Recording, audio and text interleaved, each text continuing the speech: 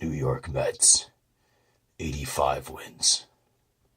So, since scoring zero in the 2016 playoffs, wild card game against the Giants, they got shut out by Madison Bumgarner. It's okay.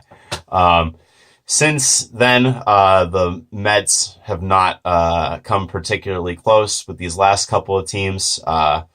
Over time, their bullpen has fallen apart, and their starting pitching, while still being really good, has not been nearly enough to compensate for all the problems and all the lack of offense. A lot of holes on this ship. To be fair, though, the Mets spent this offseason plugging up a good number of them.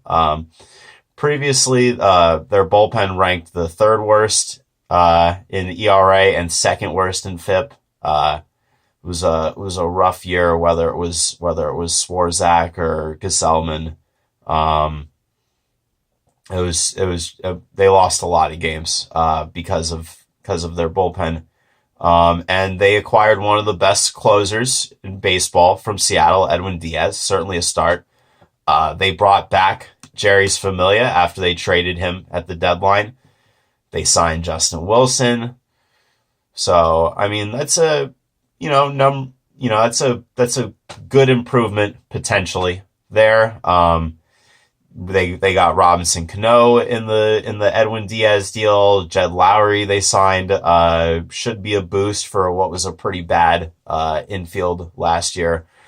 They signed Wilson Ramos, who's been a pretty good offensive catcher for 2 of the last 3 years now. I'd have liked them more if they signed an outfielder for sure, especially with the uncertainty around Cespedes, excuse me.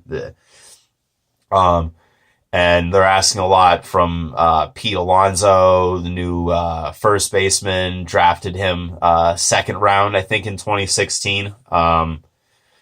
Dominic Smith, seems like they've just about given up on him. So, they're hoping that he's going to be good. My biggest problem with the Mets is just 3 of the other 4 teams in the division. They struck early this offseason. They made moves, and then the Nationals, Braves, and Phillies responded with plenty of moves of their own, and I'm just not convinced that the Mets came out the best out of all that. I think they were probably the worst team anyway out of those 4. They all have over-unders of 85 or higher. See, Cincinnati, that's one thing, when they're at 78.5. But you got Washington and Philly at 89, Atlanta at 86, Mets at 85 wins. One of those is going to drop to around 500, I figure. There's just too many tough matchups within that division. That's almost half your schedule. And I mean, they could certainly do better. In fact, before the Bryce Harper signing, I might have had them third. Maybe. I don't know. But I think they're the clear best bet out of those 4 teams in the division to drop a little bit. And really, I mean, we've seen it with them with just a couple of pitching injuries, and they can just go into a total swoon, I feel like, actually.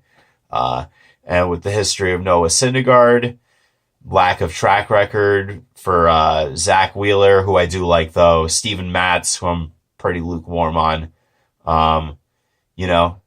things could snowball away from them. I feel like that's more likely than them winning in the high 80s, I think. But I would say that ultimately they're a competitive 82-win team that's going to get swallowed up by just a little bit better divisional foes. I'm going to enjoy watching them this year. Robinson Cano is my favorite Yankee of all time. Still a fan.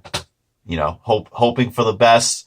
They got Todd Frazier, legend from the 2017 team. I see you, Todd. He had a rough year last year. I hope he bounces back. I don't hate the Mets, but I'm going under. That's one of my best bets, over under, for 2019.